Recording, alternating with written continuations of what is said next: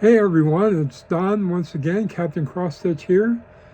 It is Friday, July 31st, the end of another month, and it has been a busy one. Not all of it has been stitching related, but I'll go over everything that's been going on with me. So, just want to say, if you're a new subscriber, welcome, and I hope you can get caught up. This is Floss tube number 21. So if you haven't got caught up on watching the other ones, please do.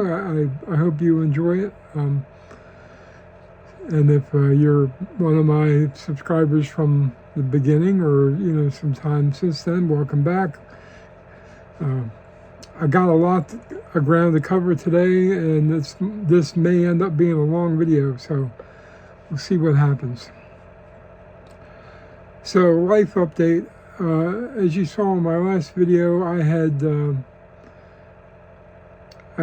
a couple months worth of downtime due to surgery I had on my leg. The leg is doing great. The 2 incisions have completely closed up, and now it's just the surface, scabbing and all that. It's just about gone, really. I mean, you'll be able to see a scar for sure, but the healing process is pretty much all but is like 99% complete. So I'm very happy about that. So related to that, so I had informed my employer once I got word from the home health care people that they were not going to need to come see me anymore, that I was going to return to work as of July 15th. And I had informed them on July 8th that was the case. Then that Friday, July 11th, I got a phone call saying, "Don't come in because you're being let go." Yeah, I was on medical leave and I got laid off, is how they're putting it. They said it had nothing to do with me or my job performance, but simply that due to a decline in company business, due to events that had transpired a few months back in April, they are letting people go because of lack of business. Some of their big clients jumped ship after what happened, and if you didn't see one of my previous videos where I talked about it, long story short, they were hit with a ransomware virus back in April, and we were down for the whole month of April, and I went back for 2 weeks, and then that's when I started to get sick from the infection that I had surgery on with my leg. So anyway, so I'm jobless right now as of today. And then on top of that, I took a tumble and injured my finger. And of course, it's my right hand index finger that is giving me a fit. I don't know if you can tell, but it's a little swollen. This happened a couple weeks ago, but I noticed it a few days later. It started swelling and was kind of stiff and tight. And I mean, I could still stitch with it. It's not, that I have to bend my finger. I just need to hold the needle. But I went to urgent care, and they x-rayed it. They said it wasn't broken, but something is definitely wrong. I don't know what it is, but like my finger is bent. It's not straight, and I can't straighten it. So there's something going on there.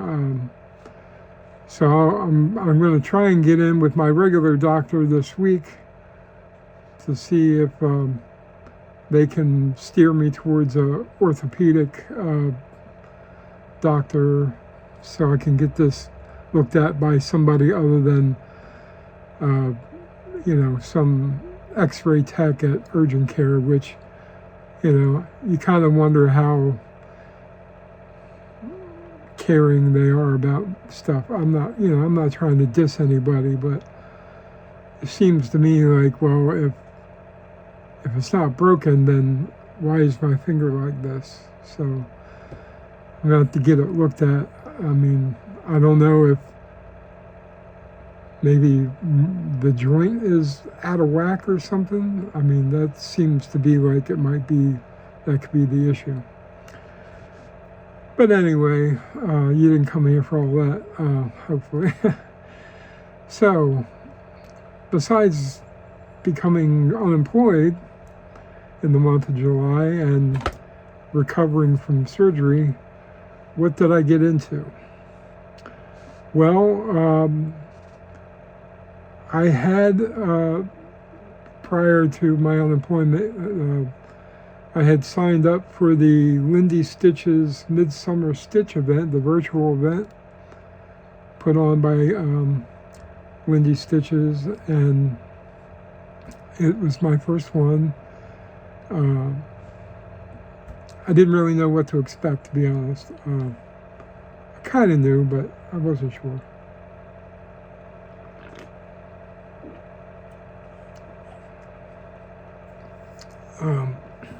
But it was very informative. I didn't really get too much into the virtual stitching tables or the speed dating. I mean, I tried it. I tried both. The speed dating thing could have been cool, but you had like 5 minutes with each person, and by the time you start to get to the heart of meeting these other people, they bump you into the next queue, and you're meeting somebody else. I mean, it's great to meet people, but I think for it to be meaningful, it should be a bit longer, at least twice as long, maybe 3 times as long. So if I met you and I don't recall who any of the people were, but it was nice talking to you for the brief moment that we were together. So what I did find very fun about the event was it was 2 days, Saturday and Sunday. They had a good range of companies and creators and floss tubers, and other people that were they had a couple that were fabric dyers. I'll get into that in a minute. But I'm going to go down the list of everybody that was there, so I'll tell you what I can remember. So they had a lady named Kat Holland from Sprouting Lupine. Some floss tubers that I follow have shown her designs, and I was very curious to meet the person behind the designs. And very, very young. I want to say she had a very high degree in plant biology. So I'm not really sure exactly how she got into doing the cross stitch. I assume that maybe she still has a job where she deals with what she has her degree in. I'm not sure, but it stands to reason. The name of the company and her designs, all have that kind of organic feel to it, plant life and whatnot. There were also, this is in no particular order that I can recall, maybe. Then there was a pair of floss tubers known as the Sunshine Stitchers. Say that 3 times fast. Sheila and EJ, that's the 2 ladies from Florida that do floss tube. And they were super fun. They really had a good time presenting themselves, talking about themselves and how they came to be together and, doing what they do. Another company that was present on the weekend was Jed X Stitch. I'm going to butcher her last name, but it was Jessica Dejoie. I'm not sure how it's Doize is her last name. She's also a young lady creator. She's a gamer as well, a D&Der, I believe. Surprisingly, a lot of these people are young and, but maybe not surprising that they're into the D&D and gaming and that kind of fun stuff, which I was into all that too when I was their age as well. Would love to be into it now, but I don't have anybody around that I could do that with currently. So she was very nice, and she's got some cool designs. Then there was a company called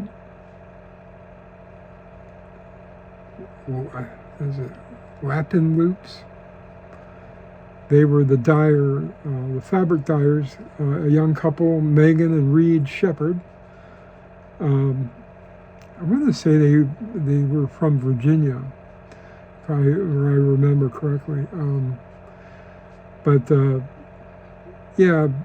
So Megan started out as doing it, for her own self. She was experimenting with it, and then as she got to be, I guess, pretty good at it. Her husband, I guess it's her husband,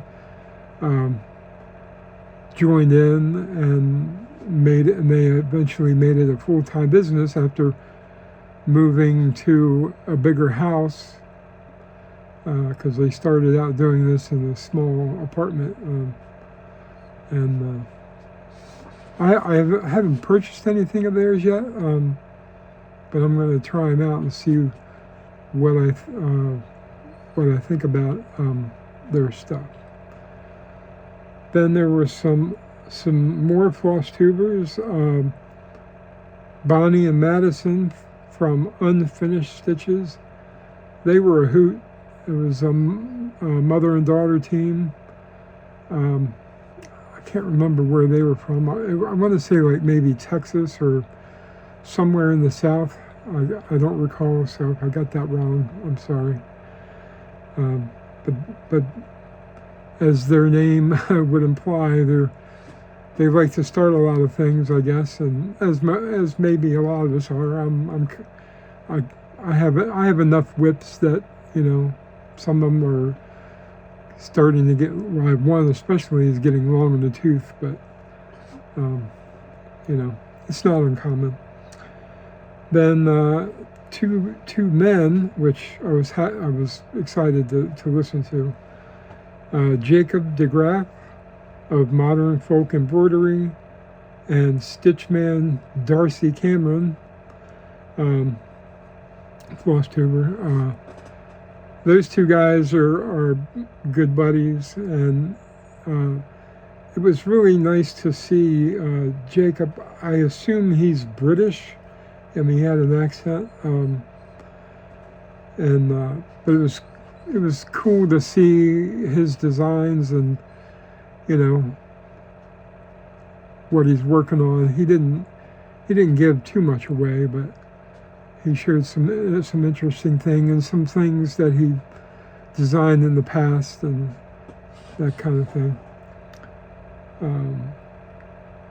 Then the next lady was Cheryl McKinnon, designer for Tiny Modernist, which I ended up buying quite a few of their patterns.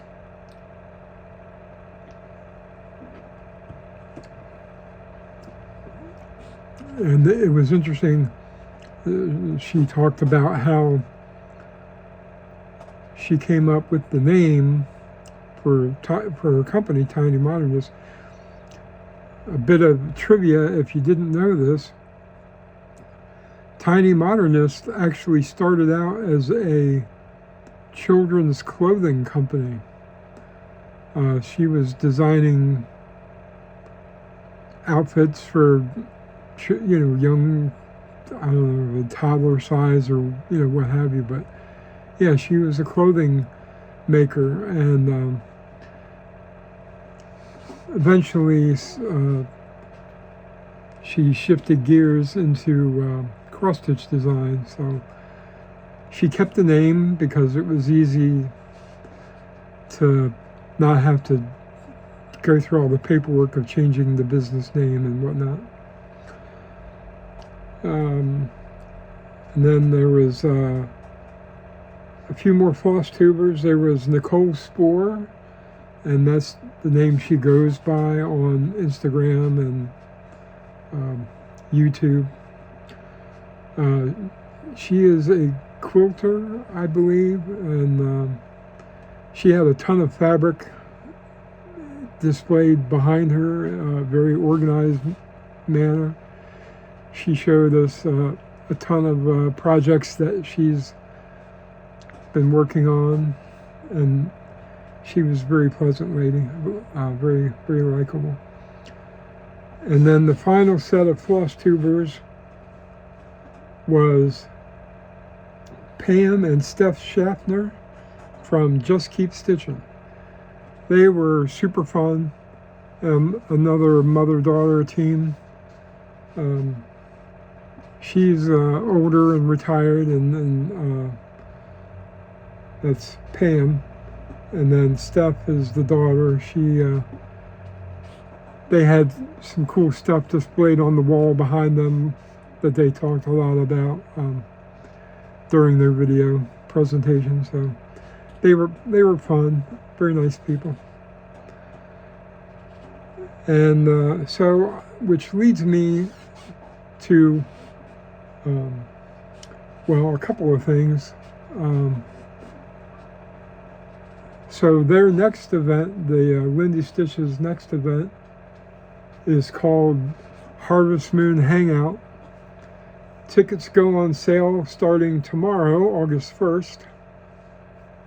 And the event is going to be the weekend of September 19th and 20th. So I would imagine it's, you know, it's going to be similar format as this Midsummer Stitch. So if you haven't tried one of their events, I would at least say you should try it. It might be your thing. Definitely, for me, it was cool because I always wanted to, you know, ask questions from designers, you know, like things about software and how they work and that kind of thing. So, because you know, I've been bouncing the idea around in my own head for a while that I want to, you know, put out some designs of my own, but I haven't figured out the best way to facilitate that.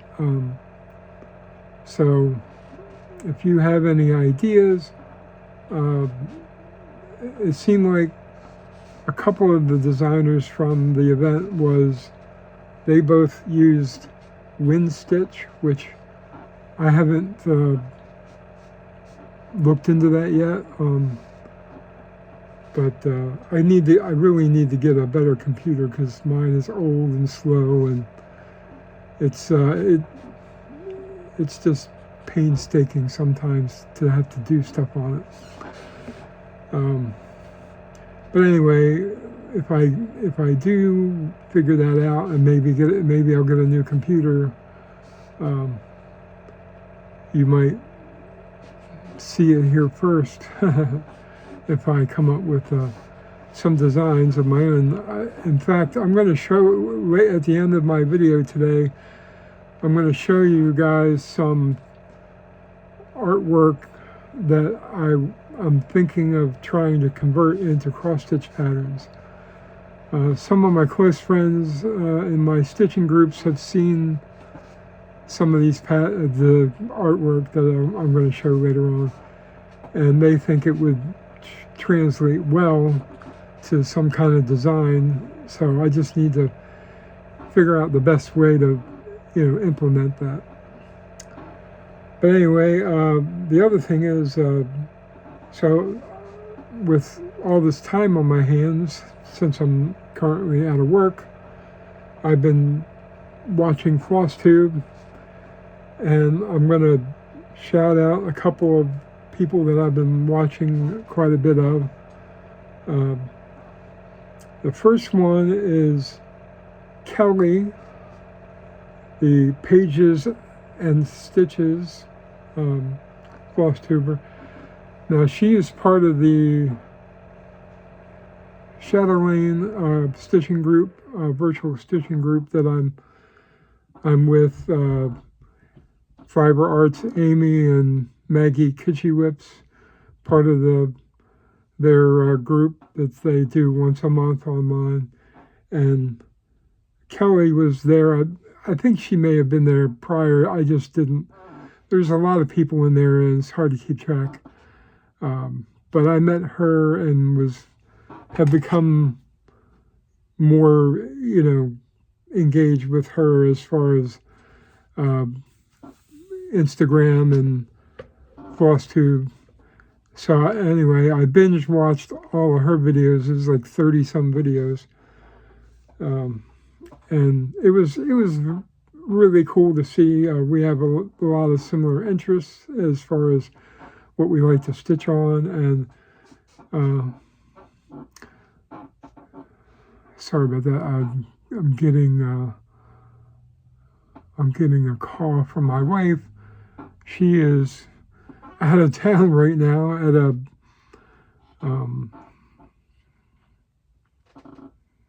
scrapbooking retreat. So she's trying to call me. I guess it's dinner time and she's got a break.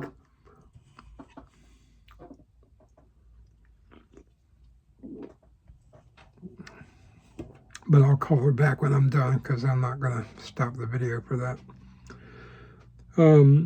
Yeah, so, and Kelly is going to be attending the Queen City Stitch Retreat in the fall, as will I, assuming nothing keeps me from doing that. I mean, I've already invested money into it, and even though I'm out of work, I had already put money aside for that, so I had the money to go, so it's not like it's costing me extra. But anyway, so I'm excited to meet her in person come October. So just a little over 2 months away. It's hard to believe. And then the other person I want to shout out to is Kristen, who goes by Your Average Cross Stitcher. I've been, I think I'd be an idiot if I said I didn't know who she was. But I've been following her on Instagram, but I hadn't been following her on FlossTube. I'm not sure why that was, but so I started watching her videos, and she's got a lot of really cool stuff. She's really into stitching stuff from movies and books, a lot of fantasy and fun things like, older movies like Jaws and Alien and the Lord of the Rings stuff. She's got all kinds of cool fantasy stuff. I can't wait to get through more of her videos because I know she's got a ton, and there's a lot of cool stuff that I know I haven't seen yet. So I'm looking forward to that. Okay. So in the month of July, since I've been home, I started off really well, stitching-wise, for the month of July. And I got my book of days. And you can see that the first 2 weeks was, 2 or 3 weeks, was kind of, somewhat busy. And then nothing the last couple weeks.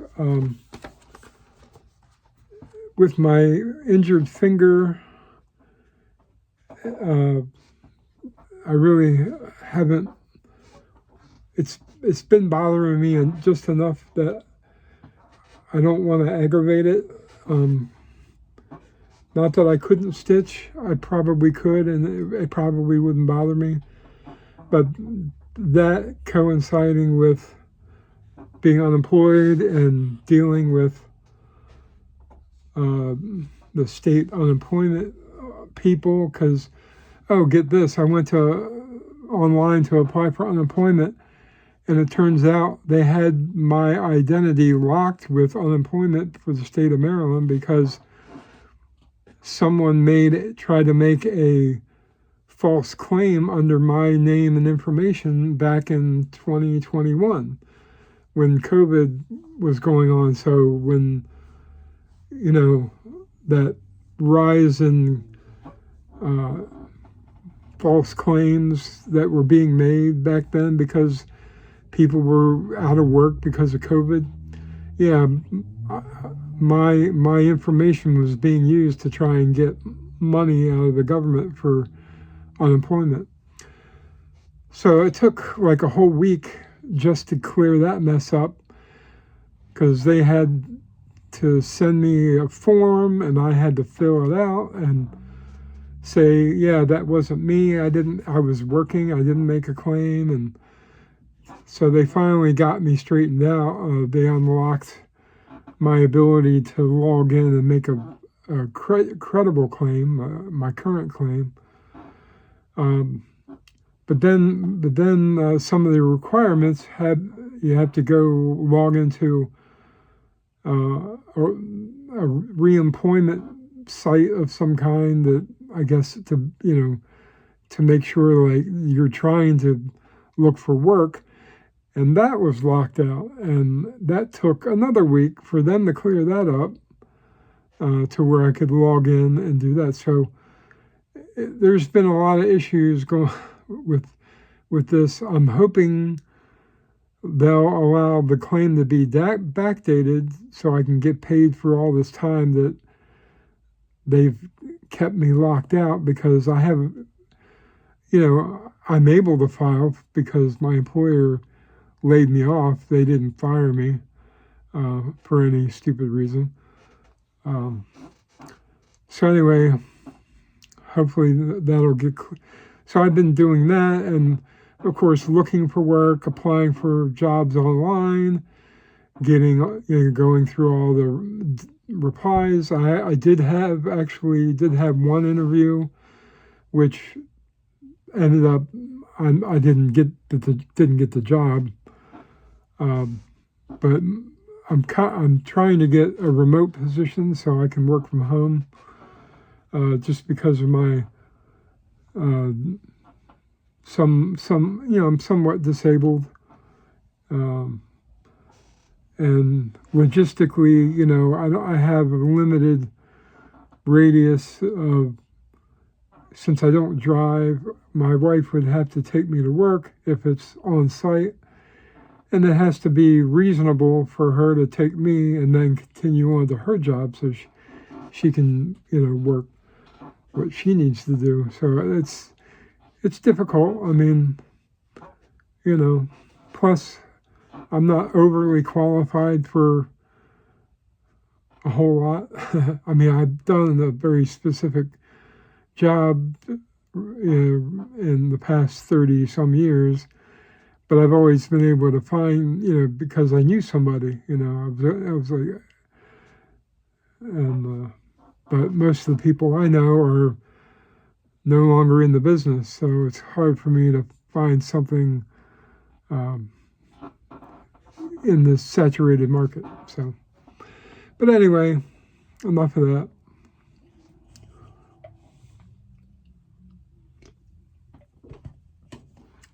So I did work on, let's see, 1, 2, 3, 4. So I only worked on 5 different things in the first couple weeks, which I forgot to bring my bin over to where I could grab it easily. So just hold on a second. I'm going to pause it. Okay, I'm back. I always worry that I'm going to hit the wrong button and end up stopping the video instead of pausing it.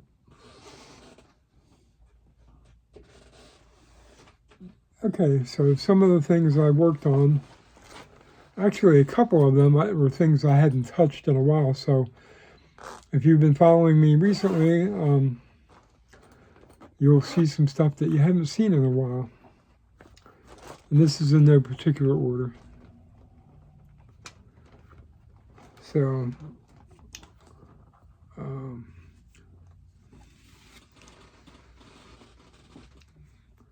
so this is called Simplify. It's part of a quilt-inspired series from Stony Creek. I don't have the finished product, but I'm actually not too far from being done.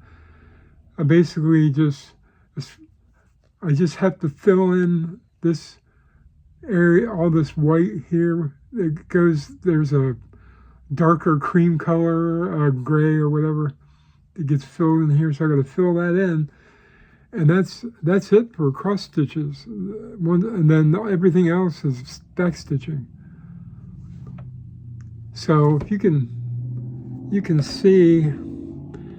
You see the dotted lines. So I started the back stitching. So it's kind of like quilted stitching. So I'm gonna fill that in, and then there's some stuff in here that needs to get filled in, and then some of the bird's feet, and then there's a vine. There's a vine down here. And then there's a border, and then all kinds of backstitching, through the different sections. So that was part of it. There was 6 of these in all. This is number 2.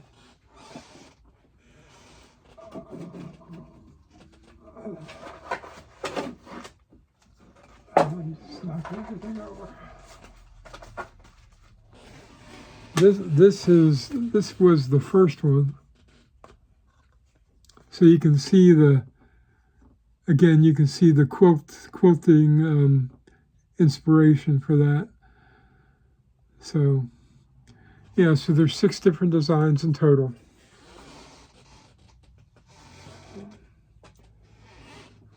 And when I have a finish for this, I've been organizing. I've been trying to get all my stitching stuff organized, and I've done a pretty bang-up job. I think maybe my next video, I'll show you guys some of my storage solutions that I have in the other room for stuff.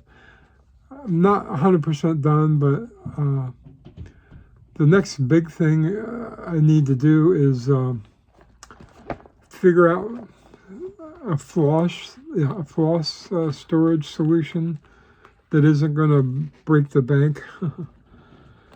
I mean, I'd love to have a nice, one of those nice kind of wooden card catalog, you know, type thing with all the little drawers, and yeah, that's my ideal. I would love to have that, but that's a bit pricey, I'm assuming.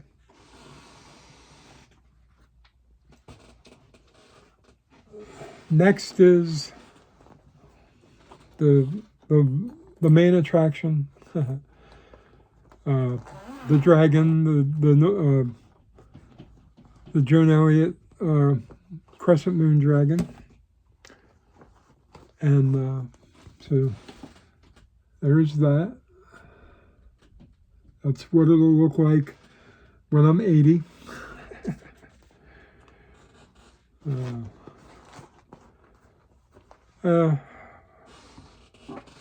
It'll get there. It'll get there one day. But and the one prior to this I was showing you, that was just done on a plain old piece of 14 count oatmeal Ada from Charles Kraft or somebody. It was from the early days of before I knew about, you know, special fabric, and I didn't know what I was doing.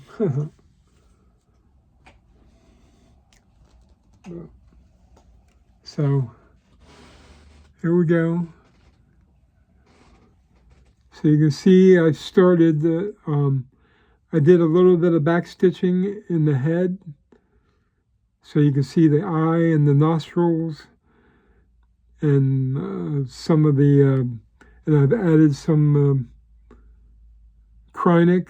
It's a purple Krynic to outline some of the horns coming off of it on the forehead.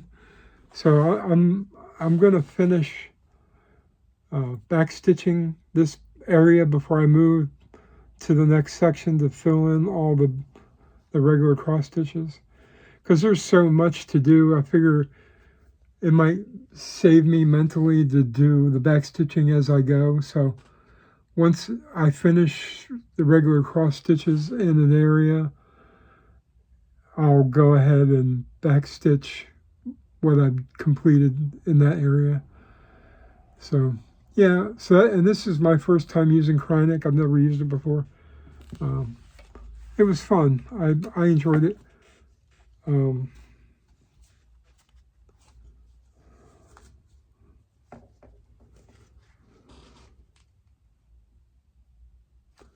And this is on a piece of 14 count Barbara from Grace Notes Fabric. It looks really cool with this design. Yeah, it's coming along.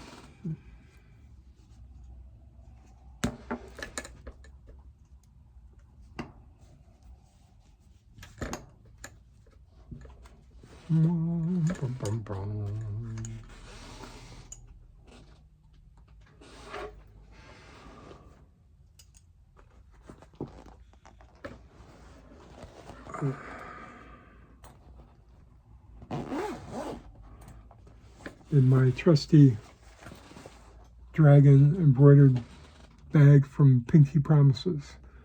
Her shop is on Etsy. Check it out.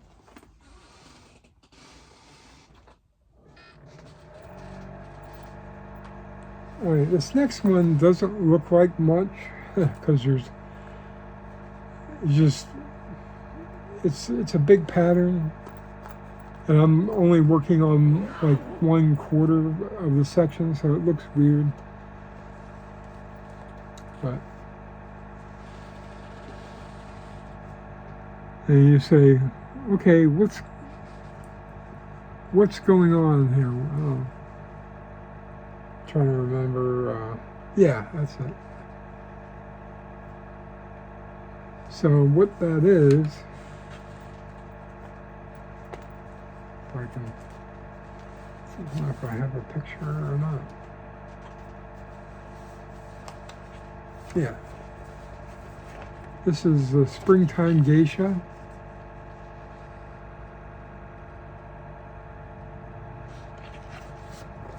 So I'm working in this quadrant up here. So I've got the top of her gown and then coming up the sleeve. So I guess, you know, once I get up to here and into her hair and all that, it'll make sense more.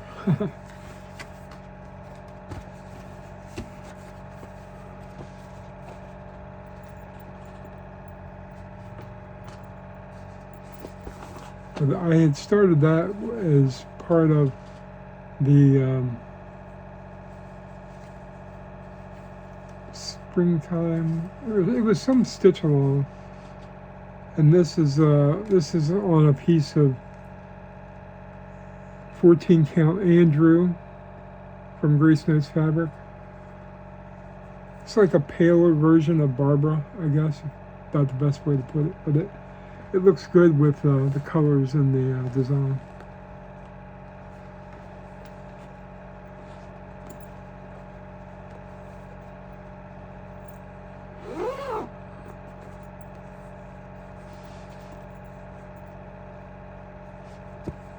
In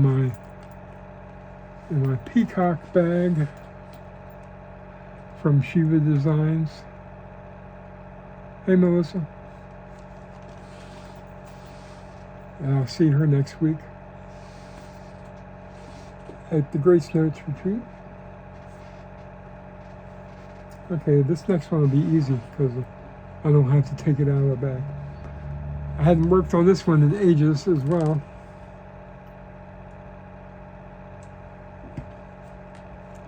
This is from the Dimensions Gold Collection. It's called Royal Peacock.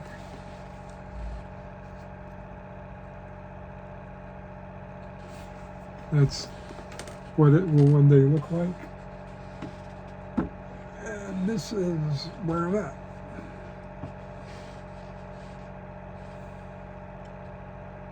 So you can see the peacock is, at least from the top half of the design, is just about completed. I've been doing some of the headdress up here, and I just gotta fill this in with a color, and then I can start branching out into what's around it. So, but this fabric is super tight. I mean, it's like, I mean, I really have to push the needle through hard. So I'm gonna try something to see if it works. I want to try a ball tip needle, and I ordered some, but they haven't arrived yet. So I'm gonna try that on here to see if maybe that will make a difference. Because I use a blunt needle, which, you know, is supposed to be better for getting it through the fabric and without stabbing yourself 1,000 times.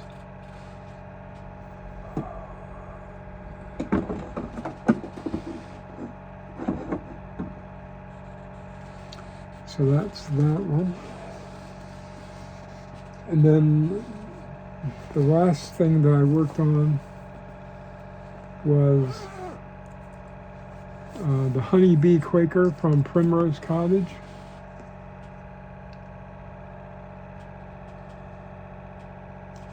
So, and this is being done on a 16 count.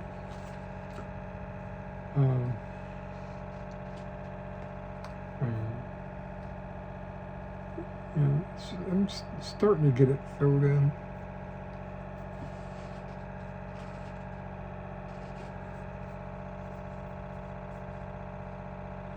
So you can see I've made my way to the bottom, and then I'm going across to the other side. So, but this is on a 16 count called Marsh Fern from To Die For Fabrics.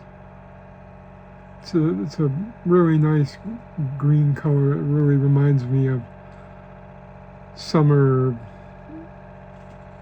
plants you know, out and about.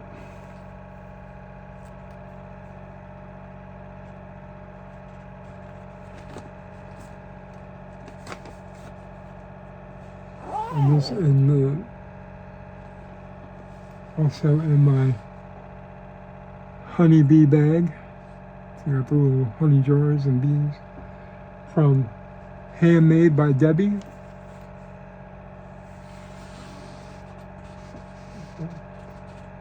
So those were my whips that I worked on for the month of July.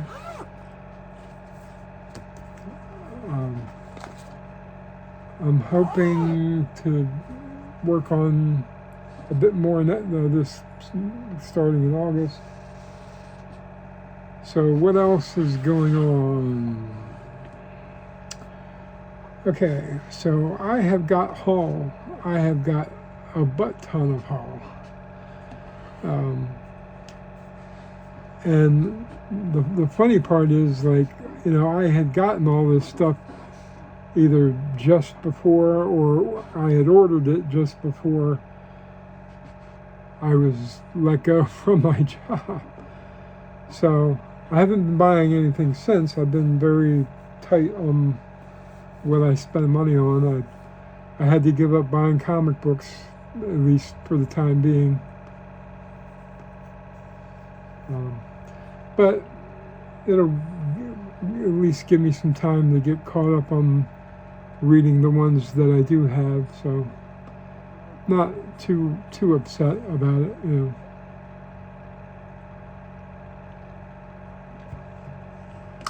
It's just, you know, you get into a habit of, you know, I subscribe to a lot of books, and I always look forward to going and picking them up, seeing what's new, you know. I go Saturday afternoons after stitching group, you know.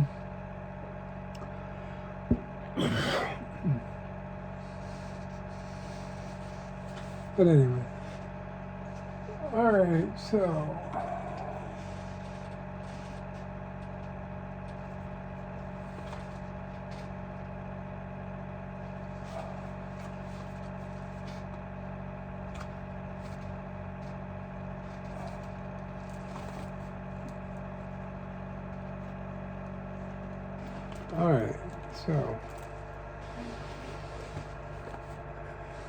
in no particular order.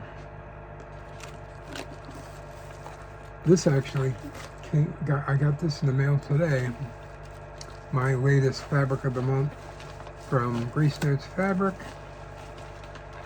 And we actually had some pretty bad storms come through earlier. I mean, it was dropping a couple of inches of rain an hour. It was pouring. So we had a flash flood warning for our area.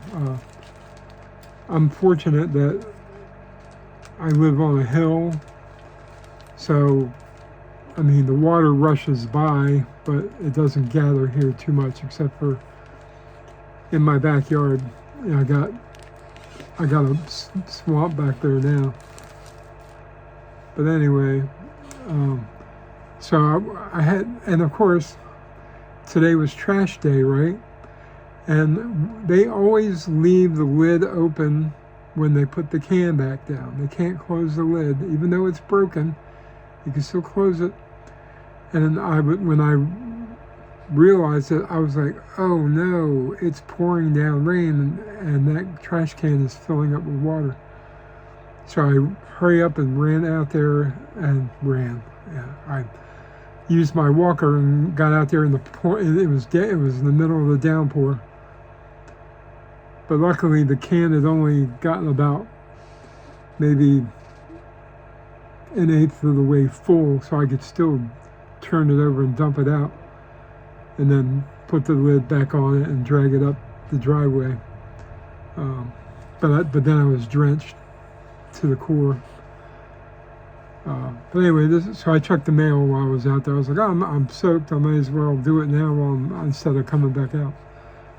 So this is called Ginger Ale.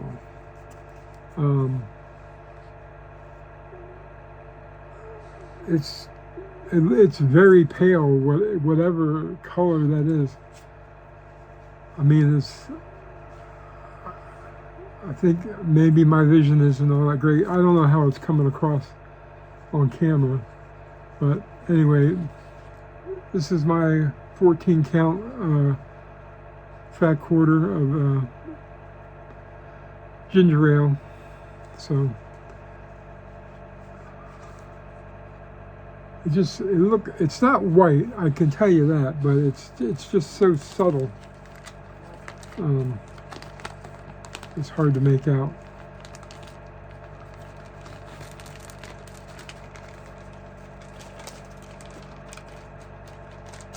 Yeah, Corinne had injured herself, and so they were a little behind on getting orders out, and she apologized for that. And you don't have to worry about that, Corinne. We know it's not a big deal. I got some fancy flosses for a project that I was kitting together. I'm struggling to remember what that project was, but and then when I ordered that floss, I was like, well, I got to order some patterns while I'm at it. So I'm trying to complete my couple of series. Both of these are from Cottage Garden Samplings. This is the Snowman Collector Series number 6, the Gardener. These will be so much fun to stitch whenever I just get around to it. Then in their Fabulous House series, this is number 11, the Haunted House. And they're cute. And then, of course, my obligatory Bella Filipina. I got the Autumn Equinox Pixie. So, design number 19.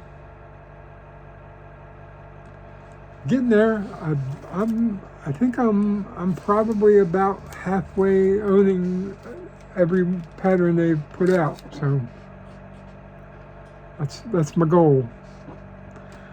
Okay, then I bought some secondhand patterns, some used things, which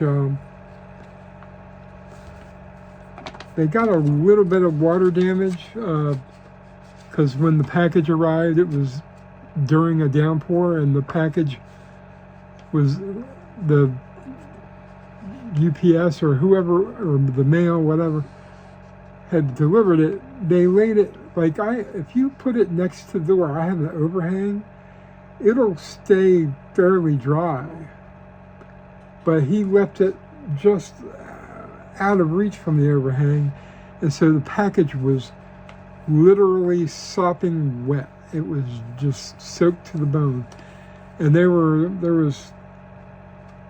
these were all used patterns, and then in a project bag that I had ordered from a lady online. I can't recall her name at the moment, I'm sorry. But anyway, she was selling a bunch of stuff on Facebook.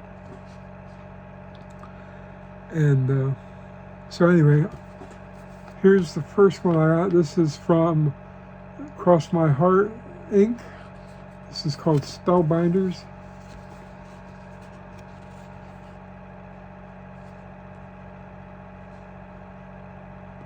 It's just a wizard and a sorceress. I'm kind of a collector of these kind of fantasy designs. Then I got 4 Teresa Wentzler carousel horses. So if you know, familiar with those, these are beautifully, stitched. And they're on one giant booklet. I won't show you but you can see it's like one big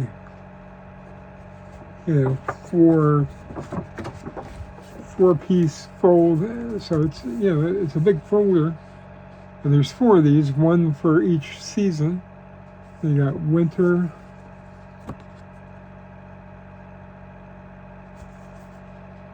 I like the kind of snowflake design there. And spring.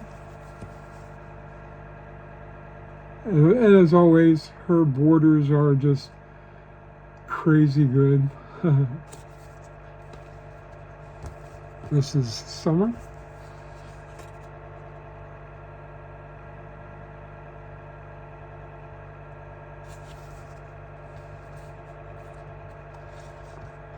And fall.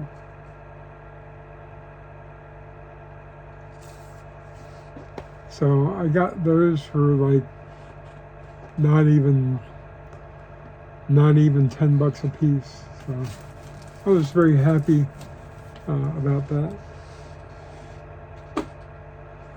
Then of course I got the new, as part of my subscription for Just Cross Stitch, the 2025 Halloween issue. This issue looks really good. Generally, whenever I get these ornament issues like Halloween and Christmas, I usually will see, 1 or 2 that kind of struck me as being pretty good. But this one is, just looking at the cover, it is loaded with really cool designs. I'm actually thinking about doing one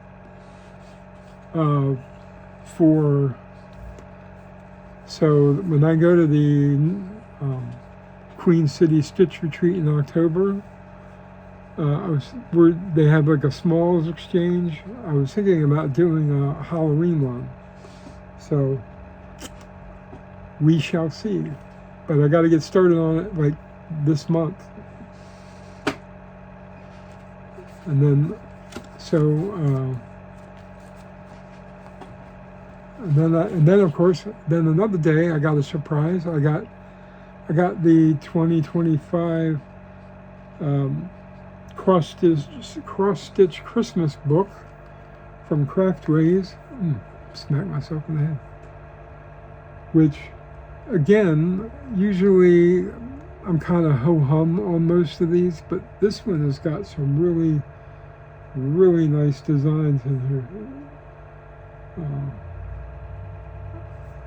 I think, believe it or not, I've never done, well, I did start a Nutcracker design one time, but I've never really done anything full-blown Christmas. So I may want to do that this year. I actually have one that I'm trying to get kitted. I wanted to get it kitted to take with me to the Grace Notes retreat, but I think I'm going to fall short on that because I don't know that I can get the stuff I need before I go, and then I don't want it to be delivered while I'm gone, so I'm just going to hold off and just do other stuff and be content with that. Okay, so what else do I got? Okay, so I got a couple of project bags, and they're both from the same person. Why can't I remember? It's on my phone, and I'm filming on my phone, so I can't access it.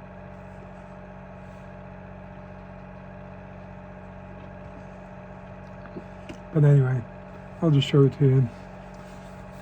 So this is my mermaid bag. How cool is that?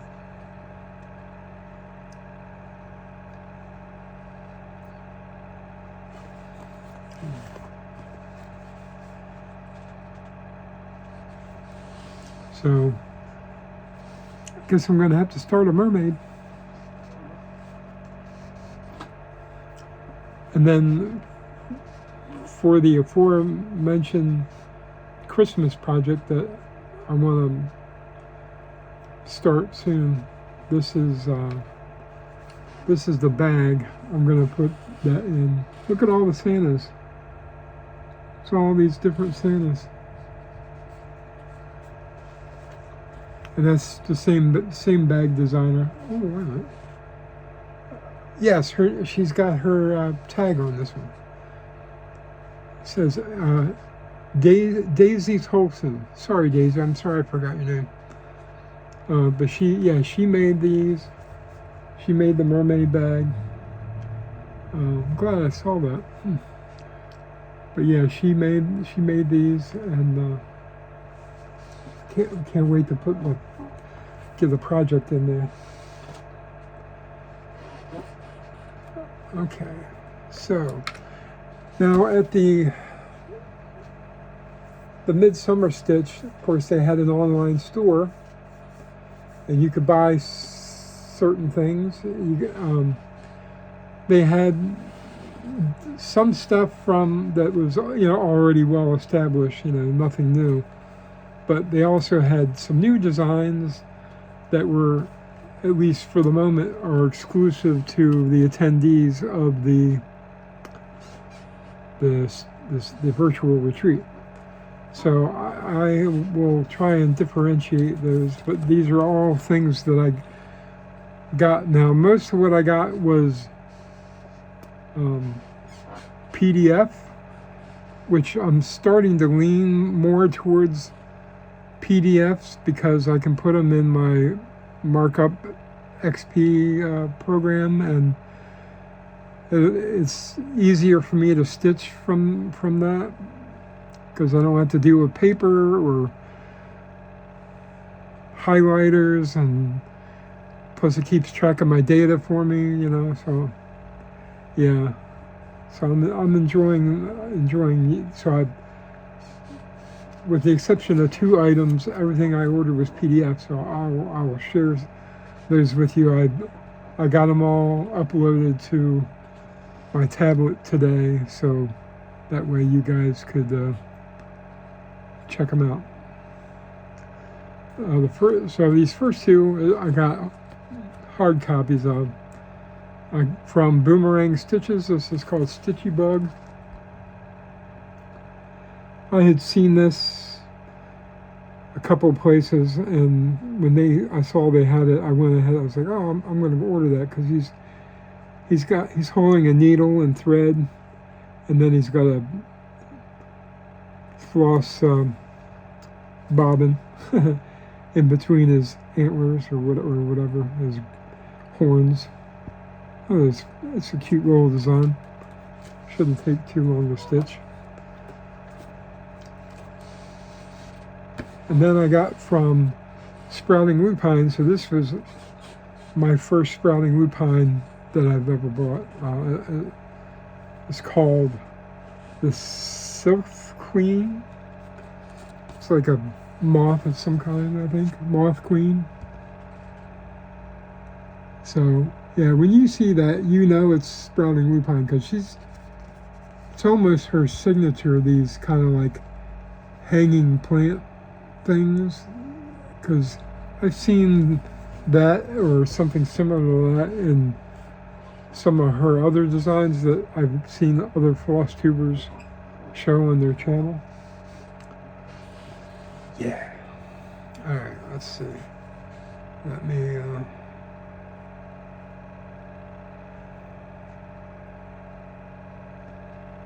Okay, I've got quite a few here. 1, 2, 3, 7, 8. I've got 9 that I'm going to show you. There's a 10th one that I bought, but it's for something that I already own. So I'm not going to show you that. Okay, this is called H.L.'s Moth by Kathy Barrick. All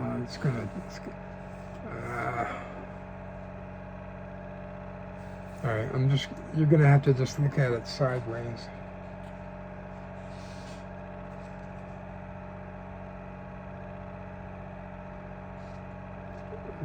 Why am I?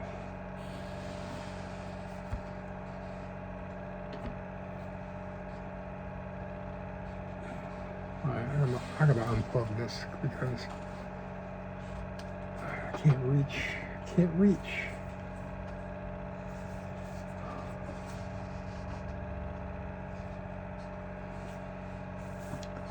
I think the rest of them are okay. Alright, this is from Lindy Stitches. It's called Choir Practice. So I believe that was one of the exclusives for the event. So it was cute. I thought it was nice.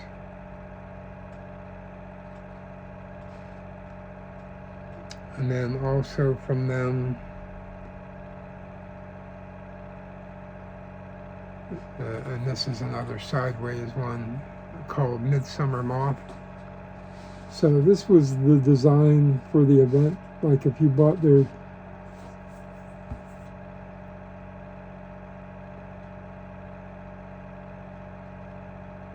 oh, come on.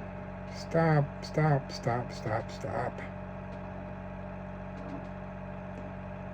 This is like starting up some Alexa BS. I'm not even sure. I don't even have Alexa. But that, so if you bought like the t-shirt or I got a tote bag that has the same design on it.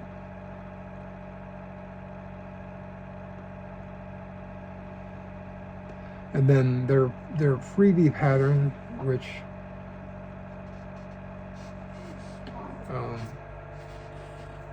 I'm just going to show you. So it's called Moon Wings, and they show it with different colored backgrounds so you can get an idea of what it looks like. So it's a crescent moon with some butterfly wings or some kind of wings. That was a freebie.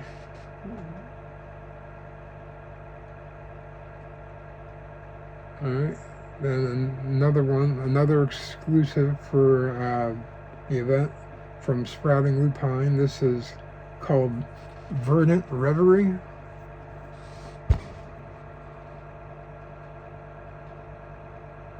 A lot of green. But that's very pretty. And I think they include a way for you to do not that whole thing, but just like focus on one. So that's probably what I'll end up doing.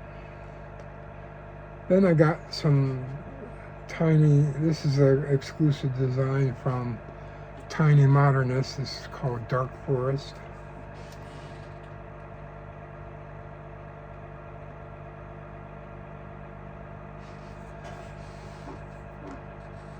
I thought that all the Tiny Modernist designs were really nice. This is called Mushroom Forest, which is cute.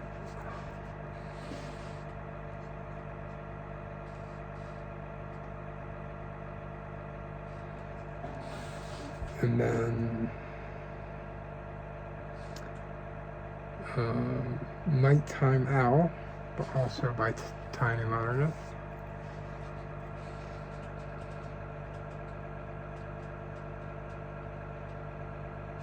That'll be a lot of fun to do.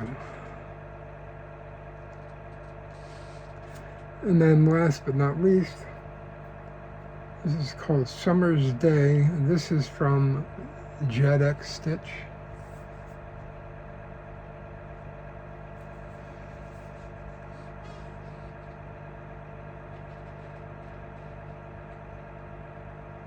I'm not 100%.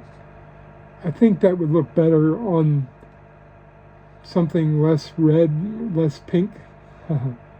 It seems to like bleed, and stuff seems to bleed into the background, and it's hard to see, at least in my opinion. So I'll probably do that on something not red or pink. We'll see how it turns out. So that was all my haul for. It was a lot. I mean, I felt like it was a lot. A lot of different things for sure. Okay. So what else do we got coming up? Okay. So this time next week, I will be in. Where is it? It's in. Forgot the name of the town. Allentown, Pennsylvania, for the Grace Notes Retreat 2025.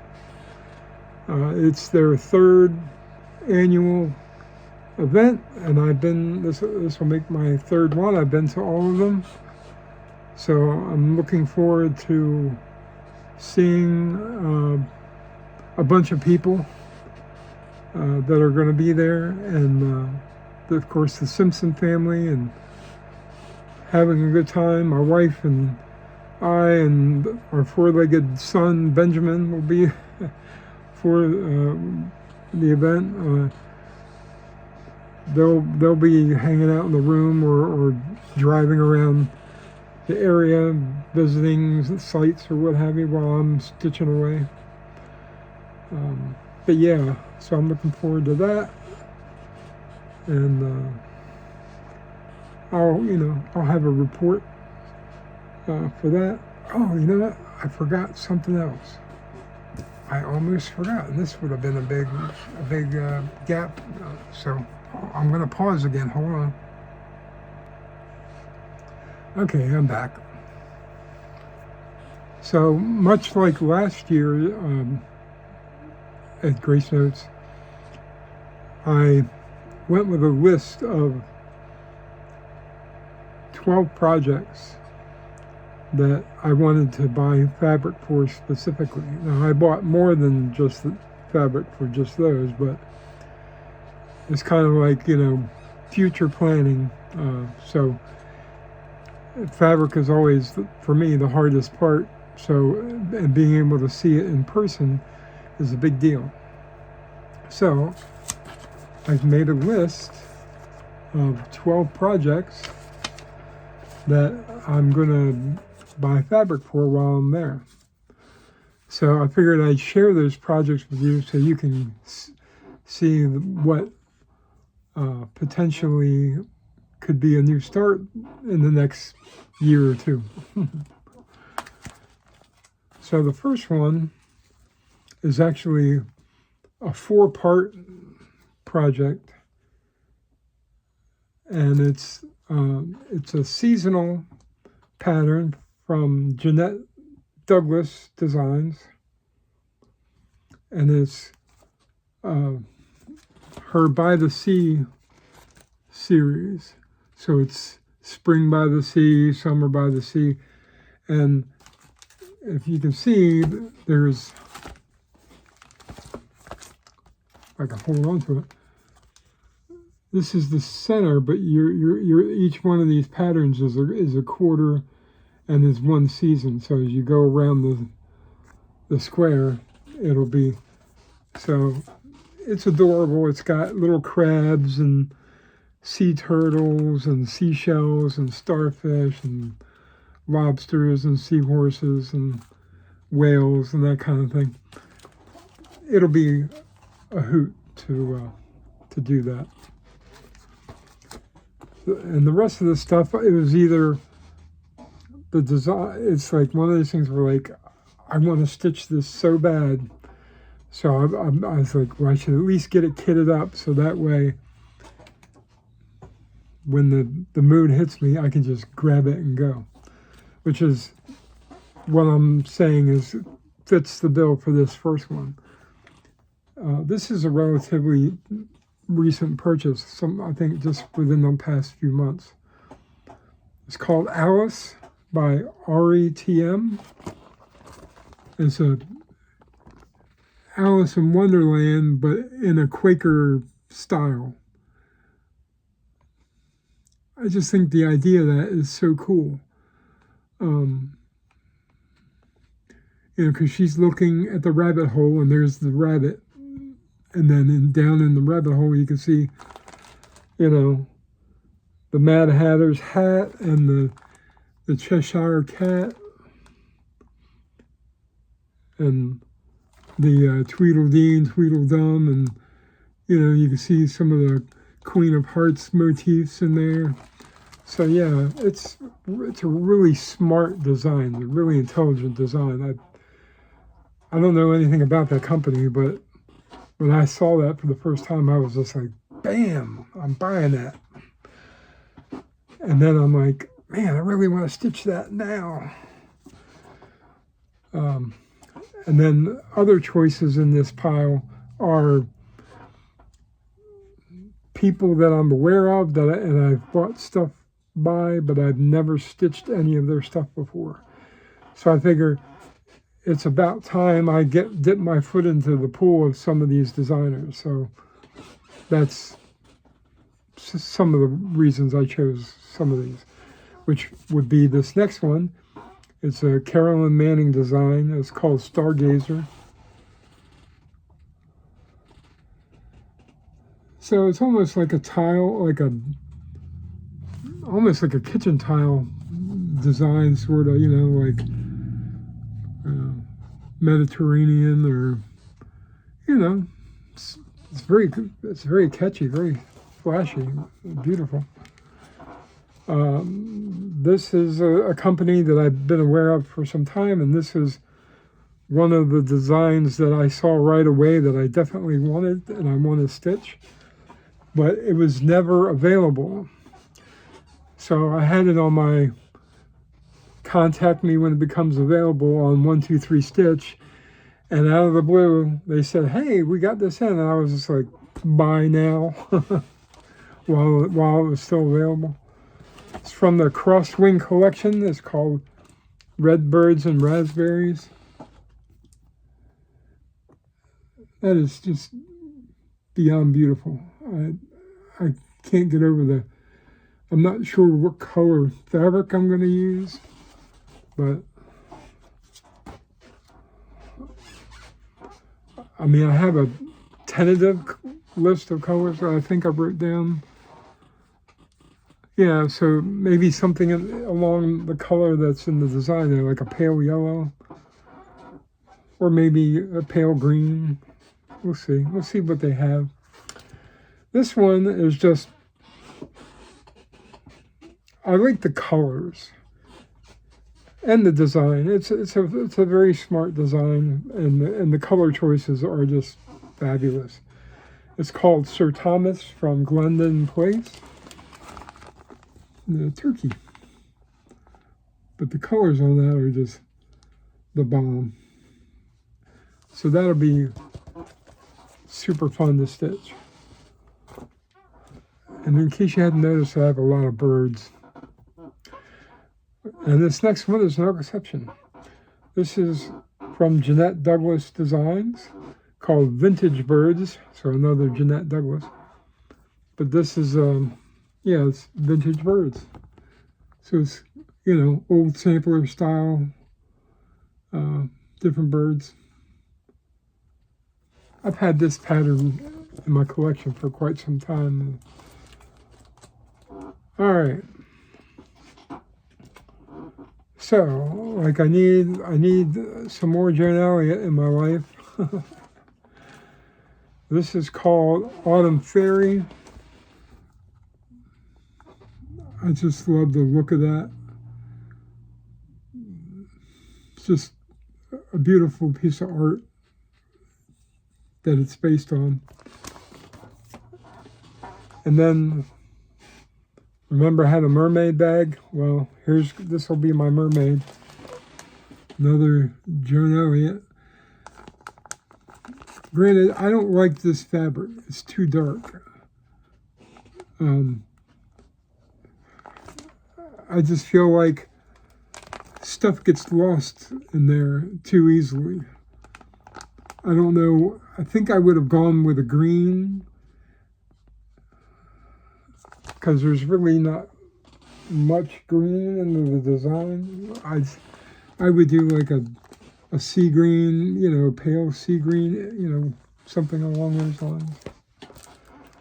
Okay, because I don't have enough birds. This will be my first Lindy stitches if I get to it. It's called Birds to the Boughs. That's just super cool. That's I love the colors and the design is really nice.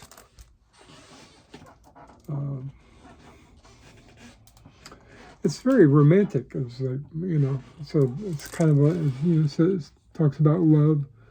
I might have to put that in my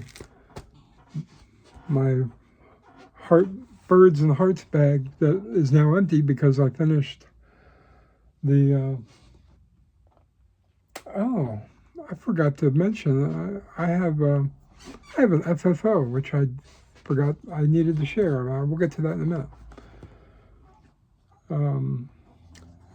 Next one I'm going to buy fabric for is from Stony Creek. And, you know, I have an affinity for quilt patterns. So this is one of a series of 4, the quilt for every season. And this is the fall one. So I like it because it's got a barn. Yeah, it's got a barn and some quilt patterns and fall-like motifs. Then this next one would be my first tiny modernist. This is Moths to the Moon.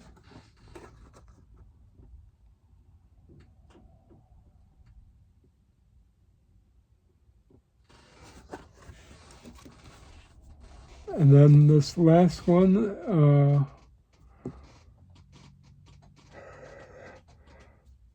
excuse me. It's not right, I swear.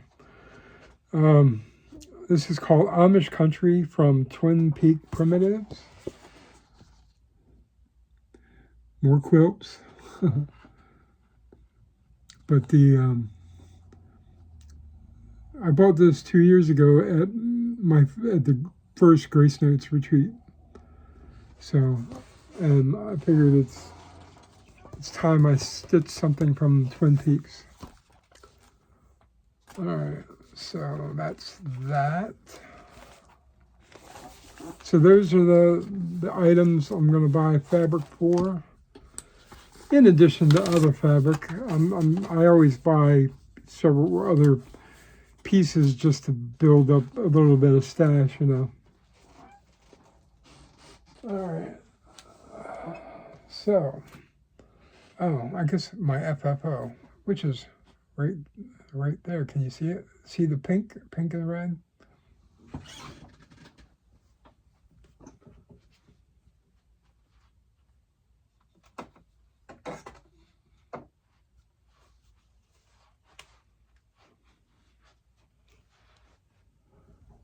Oh, so this is my recent finish and FFO.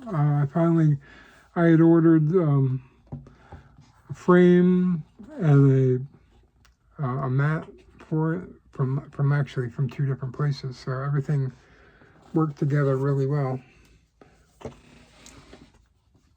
So this is Key to My Heart from Tempting Tangles Designs, a Deborah Dick design. I'm so happy with that. Everything worked out really well.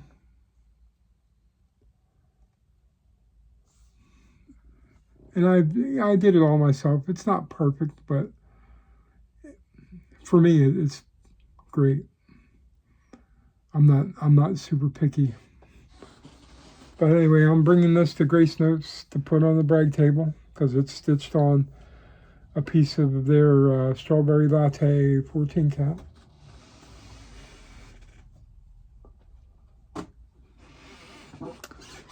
All right, so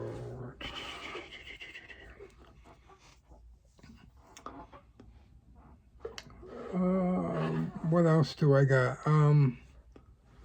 So, you know, life often gets in the way of things. So I don't really have any like plans per se. I'm just gonna try and get in the mood to stitch, and hopefully this finger doesn't hold me back. Hopefully I can get it looked at this week and they can tell me what's wrong with it. So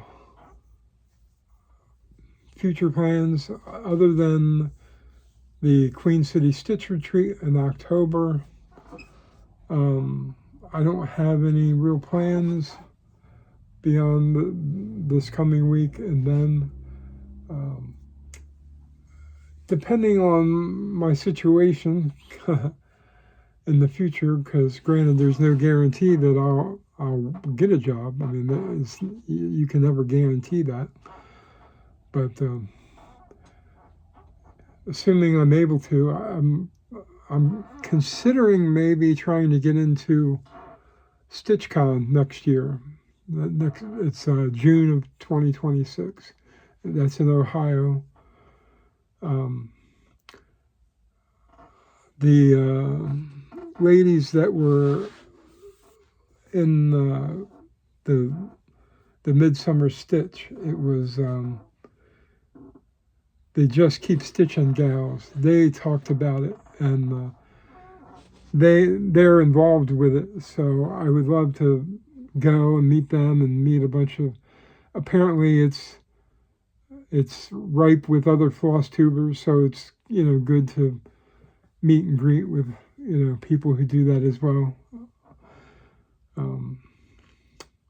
So that's really the only plans two that I know I'm doing, and one is I'll have to evaluate it for later. I do have some other things. I want to do a giveaway,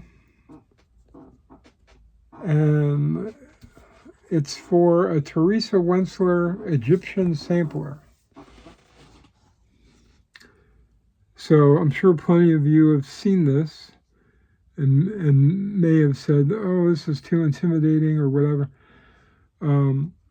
It may very well be. I mean, I'm not sure, what anyone, some people feel about her stuff is complicated with all the blends and stuff like that. But somehow, and I don't know how, I ended up with two of these. Like I said, I've been straightening up and organizing, and I found that I had two of these. Not sure where the second one came from. So I figured since it's a Teresa Wentzler, somebody might like it.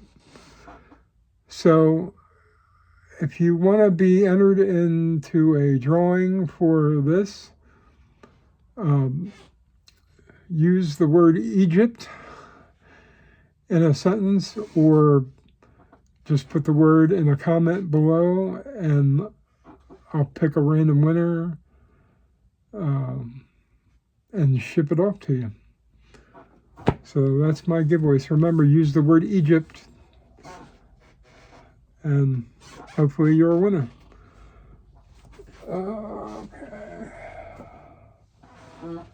All right, so all that I have left is some of my extras that most is not cross-stitching related, but I just wanted to share it. One of the things is, I was telling you earlier about some artwork that I've done that I want to figure out a way to convert into cross-stitch pattern.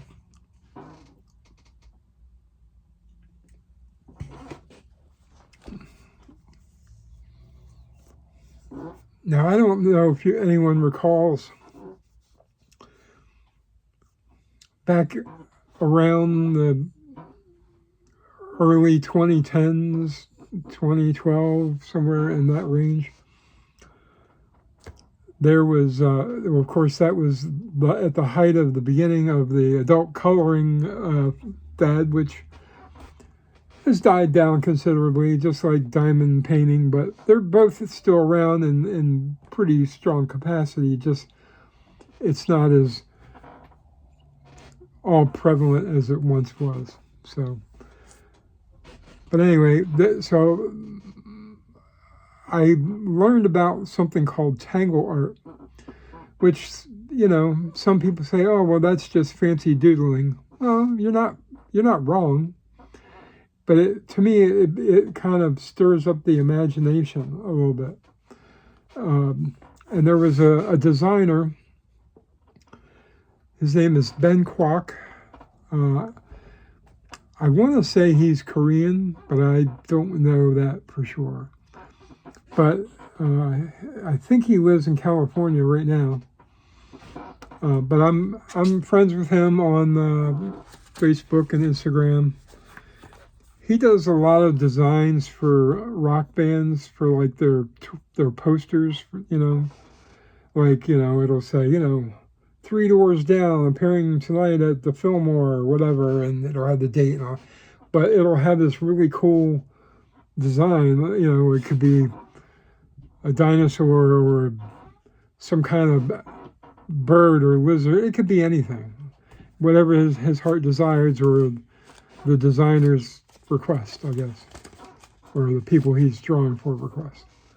So, but anyway, he put out some books back in the early 2010s, which was templates of animals and objects and things that he would leave it up to you to fill it in however you wanted. It was just, he basically just drew the animal or whatever and kind of did some sections on it for you, and then just left it up to you to fill it in however you want. So I've done quite a few of these from back in the late 20-teens to now. None so much recently, but anyway, I want to share it with you and get your comments, see what you think. Some of these would be really difficult to translate into a cross-stitch pattern. I get that. But some of them look like they would be tailor-made for it. So I'll just share some of these with you.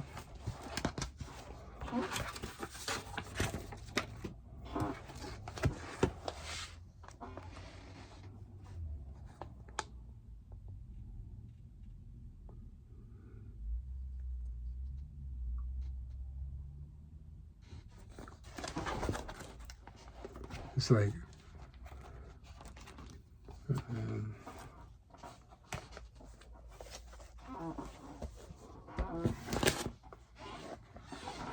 the cat. Sorry about the glare. And pug.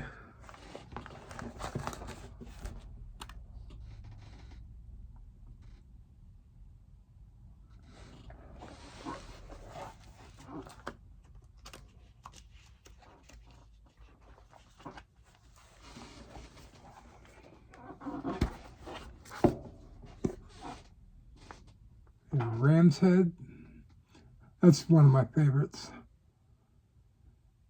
And I always try and sneak stuff into the design. Like you can kind of see a fish around the eye there, or underneath the eye. It's like a fish tail. And I also try and work the word love in there somewhere, in some form or another. In this instance, I made it into Viking runes into the ear, the horn of the one ear. So you can see it right there. I didn't do it with all of them, but at some point I was like, I'm going to do that with all the ones I do from then on out. Many of these I did for coworkers. I did it for them, but I told them I get to keep the original, and I gave them a copy. So Another idea I had was getting prints of these made and then selling them like at a craft fair or something or other, as, on really nice thick cardstock and, selling them at, $20 a piece or whatever. And a fish. That was fun. That was a fun one. The side view elephant.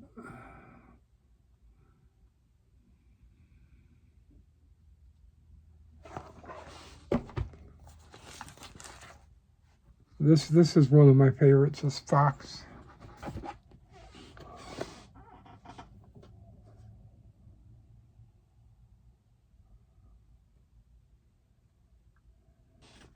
And then a dachshund, little dachshund.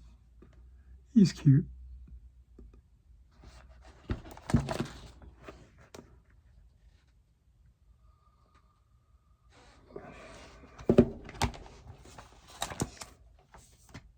The cardinal.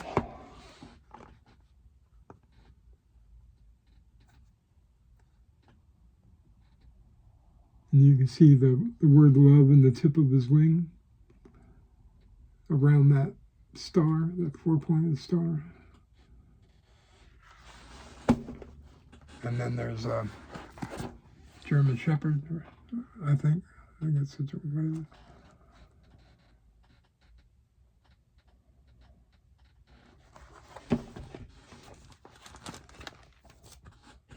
I love this one.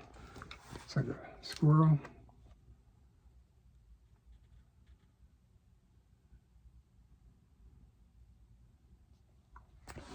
And then a giraffe.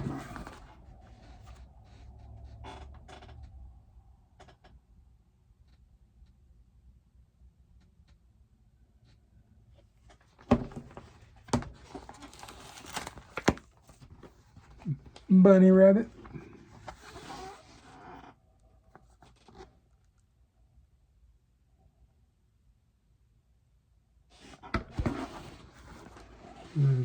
Peacock.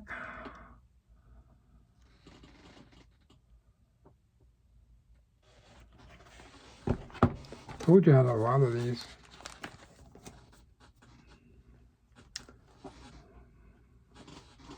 And this is a cow.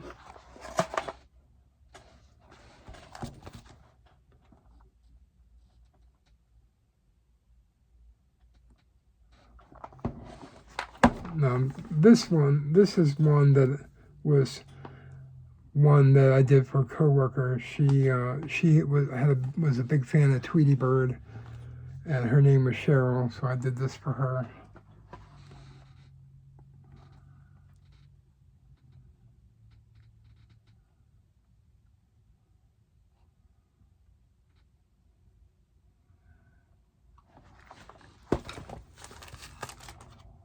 I think we're about, this is the most recent one that I finished, and then when I started, this was where I left off.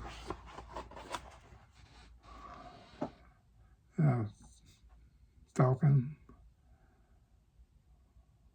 That one was really cool, especially the head. It's so detailed.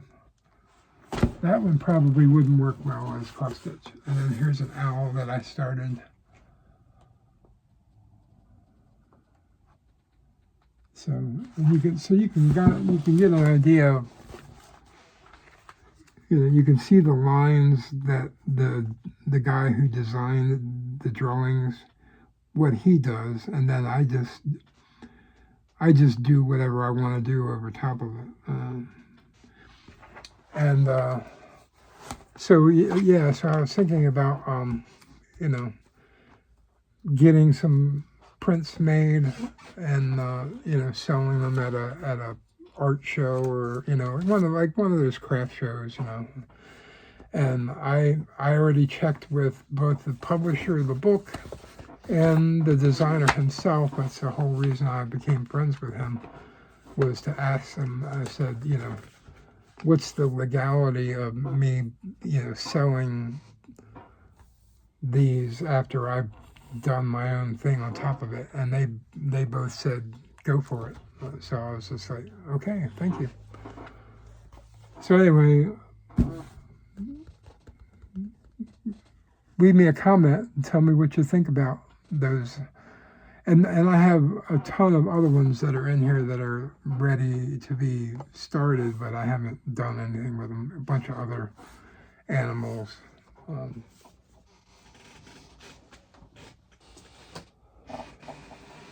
And then last but not least, so paying homage to Kelly, Pages and Stitches. She always starts off with her reading marathon. You know, she's like, here are all the books I read in the last 5 minutes. I kid, but it may as well be that ridiculous. She reads a ton, but she reads every day. So, you know, I guess if I read every day, I could get through a couple of books a month at least. But I'm a slow reader. I'm slow at everything. Slow at stitching, slow at reading. So the only thing I finished this month was, I'm going to share two things. One is a comic-related item. It's called Batman of Earth 1, and it's the first in a series of 3 hardcover stories, and it's by Jeff Johns and Gary Frank. Gary Frank, and it's kind of like a more modern reimagining of Batman and, you know, his early days. But the art is stunning because Gary Frank he's really good. I was trying to find a good page of I could show you. I mean, everything he draws is, even just kind of boring stuff like, you know, people talking like this. You know, it's very good. It's very realistic for a comic. It's very good.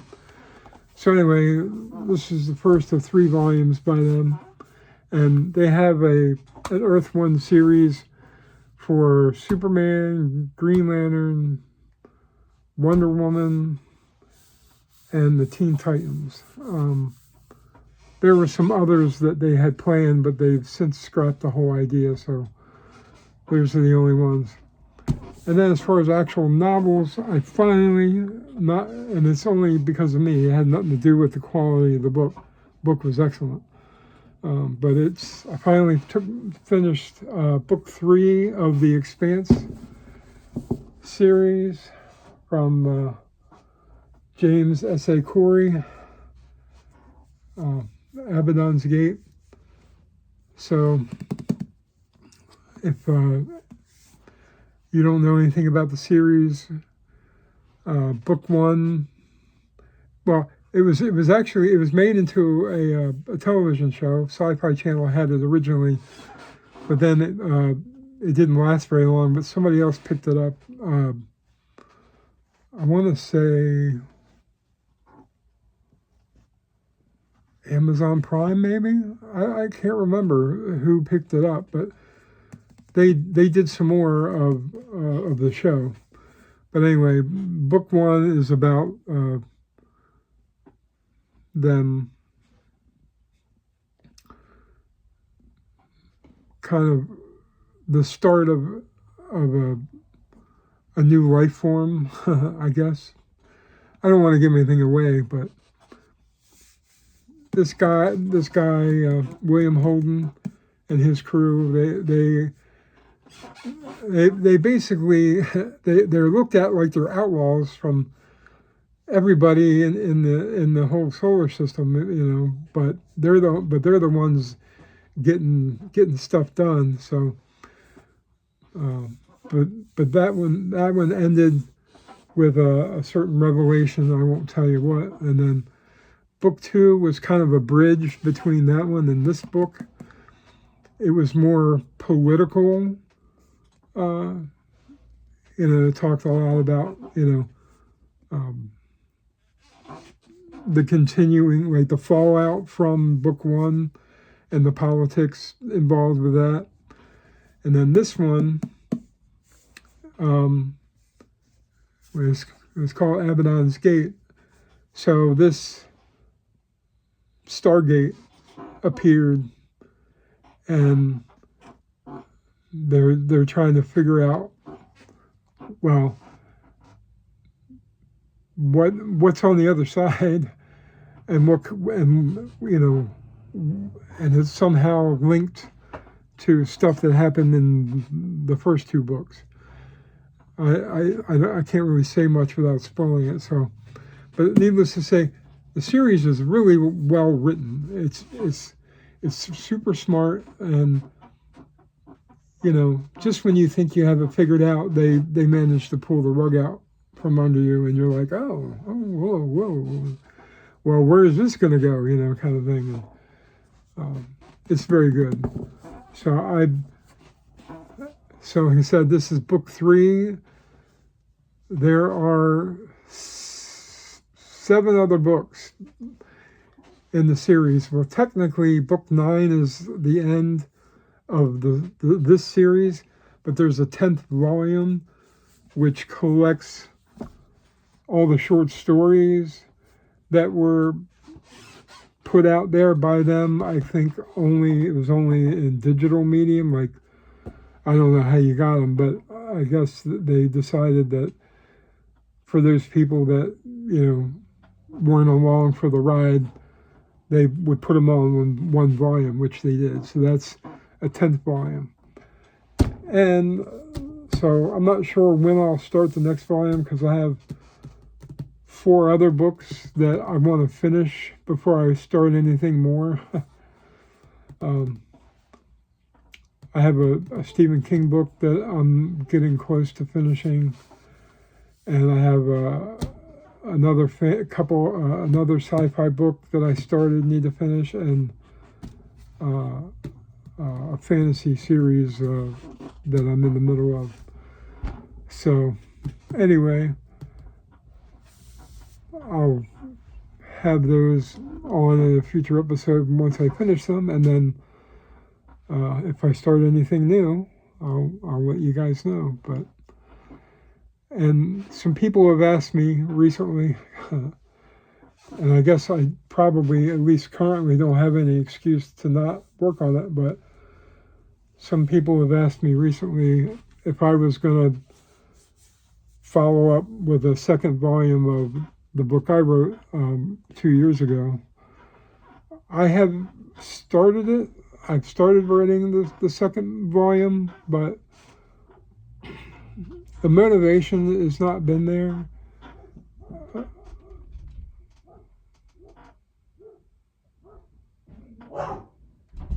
I hear a dog barking, and it's not mine. Oh, I hear my dog barking now, but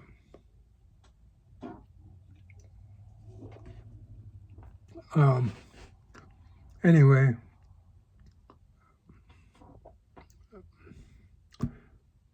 but now that I'm unemployed, I certainly have time to work on it. And it's not that I haven't been thinking about it. I think about it often. It's just forcing myself to sit down and do it. Because that's kind of how I did the first one. I was driven to just do it. And it kind of wrote itself, because, I was there, I was at it, that was like the focus of my life at the time. Back in 2022, 23. Because, COVID, I was stuck at home, and I had been wanting to do it for a long time, and I was like, oh, maybe now's the time. But like I said, the motivation hasn't been there.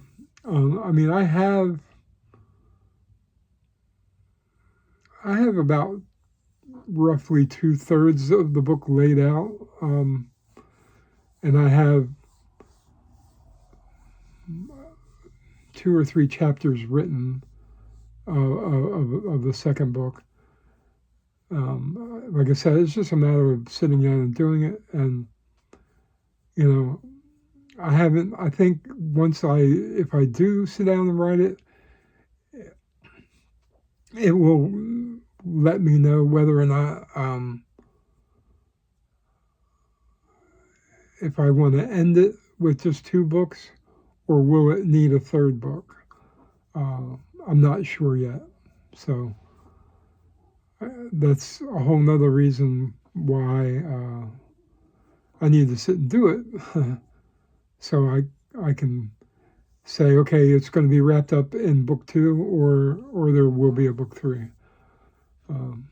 But anyway, for any of you who are interested, the first book was called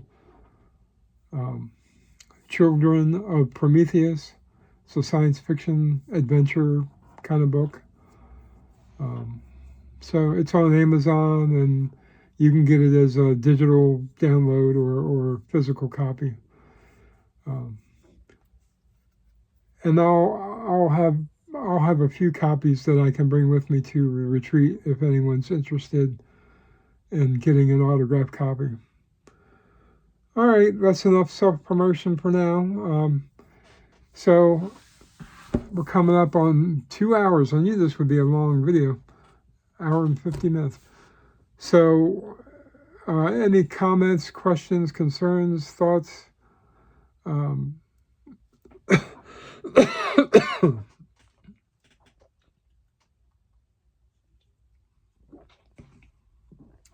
Just enter a comment below and let me know. And I'll get back to you as soon as I notice it. All right, folks. I hope that wasn't too much. I know some people like these long videos. I enjoy making them. I sometimes wonder if I'm too talkative. But anyway, I guess the next time I'll have my video will be the beginning of September, which will be the Grace Notes wrap up and August wrap up. So stay tuned. Until next time, Captain Cross Stitch signing off. Have a good month and keep on stitching.